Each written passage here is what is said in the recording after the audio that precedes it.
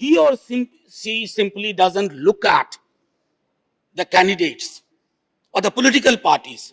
He or she looks at the possibility of widest possible imagination from the person he or she is voting. उसका तात्पर्य क्या है sir? उसका तात्पर्य यह है कि मुझे स्वास्थ्य, रोजगार जैसी चीजों को लेकर के मुझे बेगिंग बोल की लेकर के ना खड़ा होना पड़े। सर, हाल के दिनों में बड़ी चर्चा होती है, मैंने इसी सदन में कहा था, कई दफा लगता है कि कई सारी चीजें रिपीट करनी पड़ती हैं। फ्रीबीज, मुफ्तखोरी, मुफ्त का ये राशन, मुफ्त की दवाई। सर, मैंने कहा था प्लीज, ये आदमी को डिमीन कर रहा है आपके नागरिकों को। आप वेलफेयर स्टेट हैं अब तक, थैंकफुली, और चूंकि वेलफेयर स्टेट हैं तो इसमें ये मुफ्त शब्द का इस्तेमाल बंद होना चाहिए।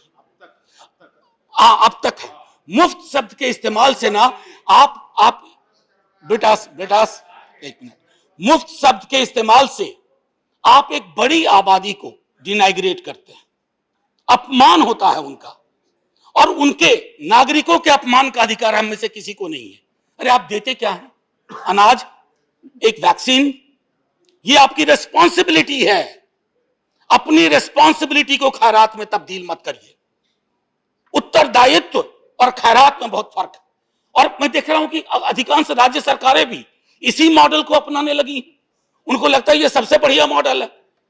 करोड़ों के इश्तेहार छपवाओ लंबे लंबे, और ये बताओ कि आपको हम मुफ्त में ये दे रहे हैं, मुफ्त में वो दे रहे हैं, मुफ्त में वो दे रहे हैं। नहीं साहब, आप मुफ्त में कुछ नहीं दे रहे। एक एक चीज के लिए उस व्यक्ति ने, नागरिक समूह ने पैसे दिए हैं। आज जो हम अट्टालिका खड़ी कर रहे हैं ना सामने, सेंट्रल विस्टा, वो भी उसी गरीब के पैसे, गरीब का भी पैसा उसमें, उससे। तो ये दृष्टिकोण बदलने की भी सर आवश्यकता है। मैं सदन में पहले भी कह चुका हूं, हाथ जोड़ के विनती करता हूं, ये मुफ्त शब्द, free, this should be done away with, it should be jettisoned, इसको उड़ा करके फेंक दिया जाए। यह शब्दावली हमारे लोकतंत्र को, उसकी गरिमा को, उसके चरित्र को शर्मसार करती है। अनपार्लियामेंट, no sir, we'll examine it, we'll see. Sir, मैं सिर्फ इतना कहना, we'll examine it, I have told you. Sir, जीने का अधिकार, राइट, मैं के दृष्टिकोण से कहूं, ये पहला शुक्रवार है जब से मैं इस सदन में आया हूं, इतनी बड़ी संख्या में सदस्य। मेरा सबसे आग्रह होगा कि ऐसा ही माहौल रखें। जी सर, ऐसा ही माहौल रहना चाहिए सर, क्योंकि बाकी चीजें अपनी जगह।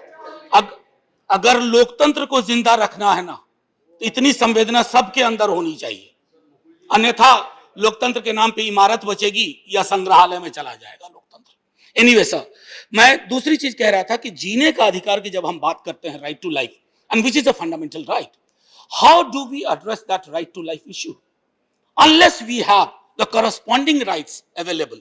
And what are those corresponding rights? Right to health, उसके बगैर कैसे इंश्योर करेंगे? और ये ऐसा नहीं है मैं कह रहा हूं, there are judicial pronouncements, clear cut, unambiguous pronouncements and observations that right to health should be integrated with right to life if you wish to achieve the completeness of the wholesome nature of right to life. इतनी सी बात समझने में हमें पता नहीं क्यों विलंब होता जा रहा है। सर, एक लैटिन उक्ति है, ubi jus remedium, wherever there is a right there should be a corresponding remedy, and if there is a breach there should be corresponding action. अगर इस नजरिए से हमने अपने स्वास्थ्य की चीजों को देखा होता, आज ही सर हमारे सीनियर रामगोपाल जी यहां बैठे हुए हैं, आज माननीय मंत्री जी से बात कर रहे थे एक केस के बारे में। दिल्ली के एक अस्पताल ने आयुष्मान भारत वगैरह वो कार्ड नहीं लिया,